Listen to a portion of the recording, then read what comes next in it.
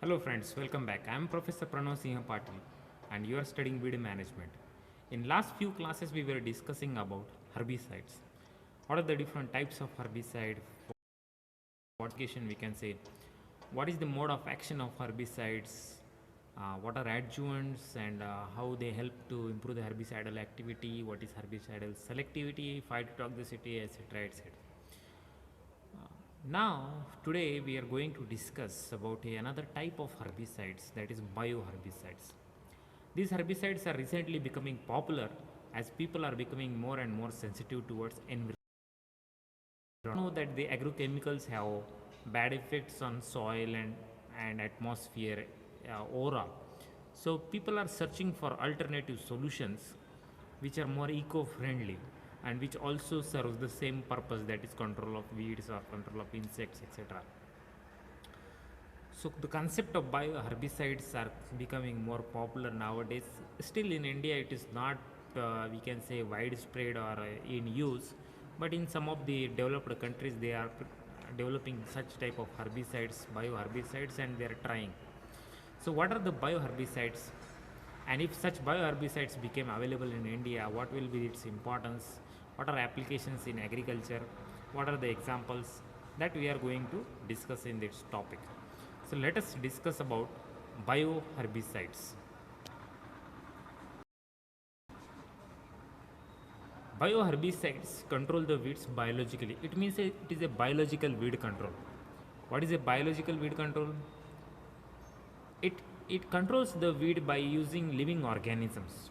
So bioherbicide especially contains the microorganisms like bacteria, fungal organisms or viruses, whereas the biological weed control is a broad term which involves the controlling the weeds through living organisms like even the birds or the animals or fish or microorganisms, etc. Together it is called as a biological weed control. That's why there are two approaches. One is the classical approach where insects were used to control the weeds.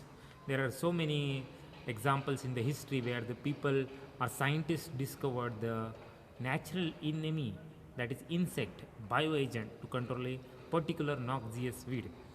In India, you know that Parthenium has been controlled by Zygographa beetle. That became a very popular concept. That is a classical approach. That is the classical old approach of controlling weeds biologically by using a bioagent. Okay. Whereas the new concept is bioherbicide approach, that we are manufacturing a herbicide by using living organisms like microorganisms, and they are sprayed on the weeds, and the weeds will die because of these microorganisms, and these microorganisms will cause a disease to the weeds, and that's why the weed will die. That is a bioherbicide approach. So again, quickly we will go through the classical approach also. Although it is in the new syllabus, it is not particularly mentioned. So it was there in the old syllabus. So I told you that the bioagents were used to control the weeds. Some standard examples. However, these examples are very important from the MSc entrance point of view or your ICR net point of view, ICR GRF point of view, if you are doing it in agronomy.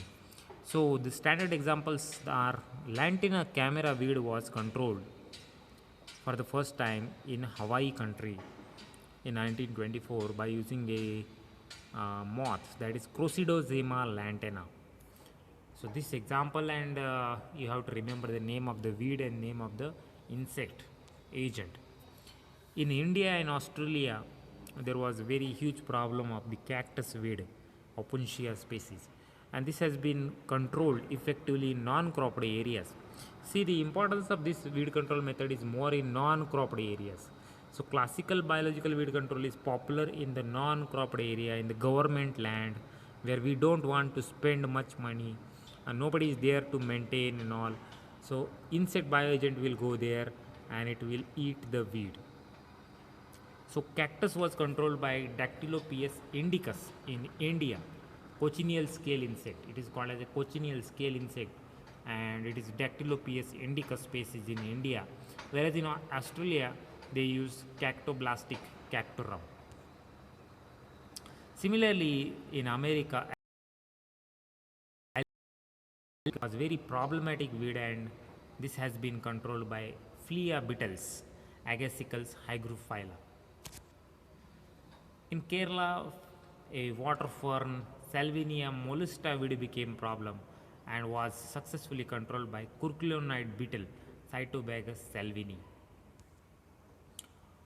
Nutsage, the world's worst weed, Lavala or nutsage, Cyprus rotundus, was also being tried and controlled by a shoot-boring moth, Bactra virutana. Now, this is a popular example that Parthenium in India was controlled by Mexican beetle, that is Zygogramma bicolorata. Now, this beetle is brought from Mexico because Parthenium also emerged from Mexico. Parthenium's origin is Mexico, that's why its natural enemy is found in Mexico, and that was brought in India. However, later it was discontinued, not made extensively popular by government itself, after knowing that this not only it eats the Parthenium but also it causes damage to sunflower and these days also to soybean and other plants. I told you that biological weed control not only involves insect pests but also fishes are used. You can see grass carp, Tinopharynodon ideala, chaya, and the Cyprus carpio. These two fishes were common to control aquatic weeds. Whereas the second approach, bioherbicides, are the products in which pathogens are cultured artificially, just like any other product, a fungicide or a insecticide. So it's a product just like a rhizobium. Okay, if you know the rhizobium packet, what is a rhizobium packet? It's biofertilizer. So where the pathogens are cultured artificially and they are made available in sprayable formulations. They are made available in sprayable formulation, that is just like a chemical herbicide. That product is called as a bioherbicide. So the product in which pathogens are cultured artificially and are made available in sprayable form, they are the bioherbicides. So they can be prepared by using fungal, bacterial, viral or nematode agents. However, among them the easiest one or the most common one is fungal products, and fungal pathogens of the weed have been used to larger extent than bacterial, viral or nematode, because the bacteria and viral products need a natural opening through which they can enter the plant and kill the plant, but fungal can develop a opening by using some organs like Hausteria. That's why the fungal pathogens are more common. Bacteria and viruses are unable to actively penetrate the host, require natural opening, okay, to initiate disease in plants. That's why fungal pathogens are most common, and that is why most of the bioherbicides, they are also known as mycoherbicides. You might have studied that mycology is study of fungus. So myco related to fungus. So most of the bioherbicides are fungal bioherbicides.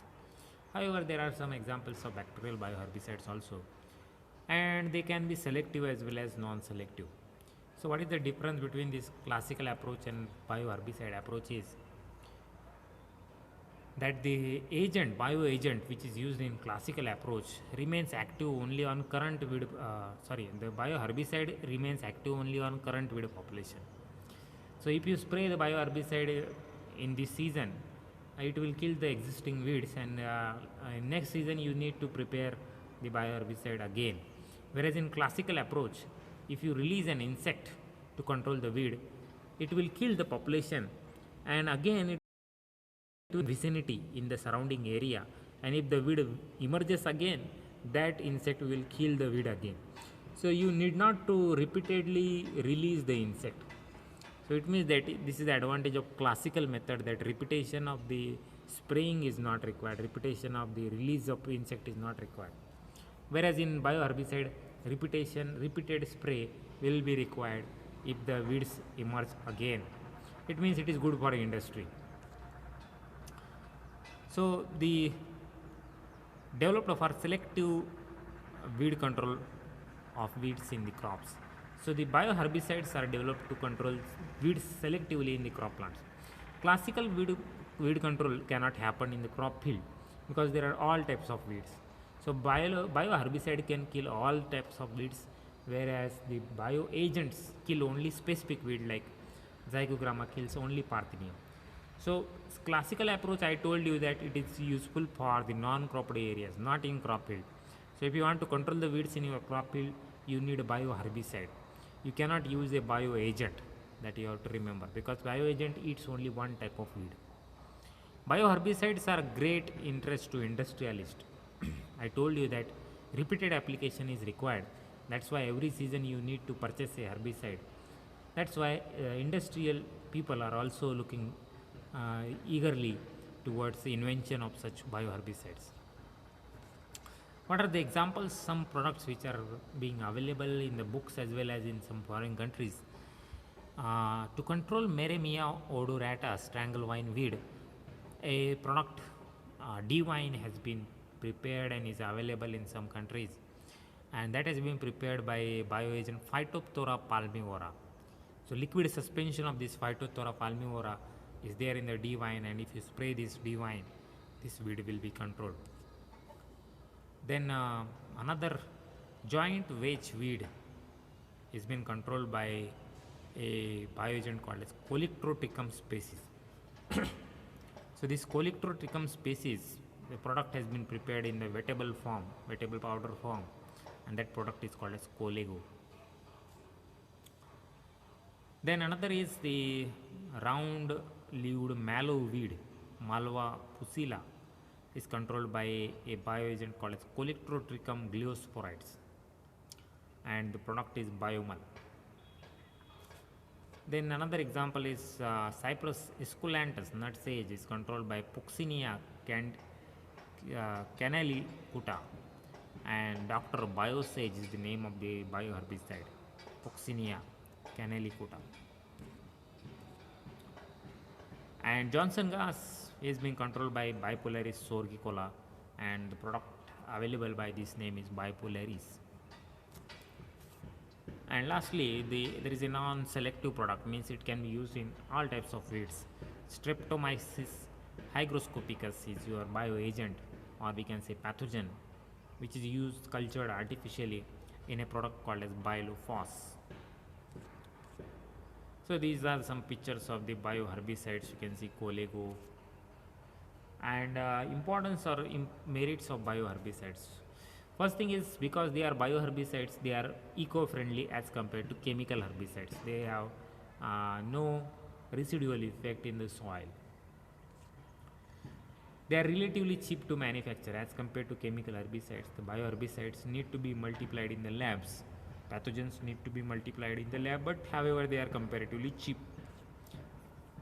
Bioherbicide will not affect the non-target plants, and they are safer in use. After the research or extensive study, it is found that they will not have a problem to non-target plants. A high degree of specificity of target weed. So once you have identified that this bioherbicide will affect this type of plants, they have very high specificity. The absence of weed resistance development. It is a common problem in the chemical herbicides that after 1 or 2 years of continuous you start developing resistance. However, in biological weed control using bioherbicides, it is difficult to develop resistance against these bioherbicides. So absence of the weed resistance development. However, there are some problems in manufacturing such herbicides, or we can say limitations or constraints. There are some biological constraints, environmental constraints, technical constraints, and commercial limitations are also there. So what are these constraints or limitations? We'll see. Biological constraints, host variability. So bioagents especially, actually we identify them to control a specific weed, but sometimes they go and eat other weeds. So even the pathogens can also do that if you suppose you are applying the herbicides to control the weeds, it may also affect the crop. So that host variability may emerge. Host range resistance mechanism. So the host range or the host plants, that is the weeds, may develop resistance in future. We don't know. Actually, it is difficult to develop resistance against the bioherbicides, but in future we don't know, so that is a constraint. Interaction with other microorganisms may develop, so there are already microorganisms in the soil and in the atmosphere, and we are again spraying the microorganisms, so they may interact and efficacy or efficiency may get affected. So microorganisms are living organisms, so their efficiency depend on different kind of conditions available in the farm. Then environmental condition epidemiology, that is the effect of the herbicides, depend on optimum environmental conditions. So if there is optimum environmental conditions, then the bioherbicide will be more active. If there are adverse conditions, then bioherbicide, the pathogen itself may die before killing the weeds if in adverse climatic conditions. Technical constraints are mass production and formulation, development of reliable and efficacious bioherbicide. So mass production it may not be always easy for all types of the pathogens. Some pathogens may multiply easily, some may not multiply easily. Development of formulation and their use may not be. Commercial limitations are there is no market demand for, or we can say there is less market demand for such products today. Patent protection is again a problem, so it may be easy to replicate this type of bioherbicides. In chemical herbicide, it is very difficult to replicate. Secrecy and regulations maintenance is very difficult, and it is easy to transfer this technology from one farmer to another farmer. So for companies, it is a problem. So this is about the bioherbicides and the types of bioherbicides, and we can say examples, limitations, and use in agriculture. Overall, I will say that in future, because people are farmers and government itself is thinking about environmental pollution, such products may come in the market in future. Already in the nutrition, crop nutrition, already so many organic products are there in the market. So maybe in the pest control also in future, such organic products along with neem arc and your Dashaparani arc, such products may also come to control the weeds. So it is a future, and that's why we need to know about it. In present, it is practically not utilizable in our area, but in future such products may come and more opportunities may come. People may start their businesses or the herbicide businesses using such product also. So for today we'll stop here. Thank you so much.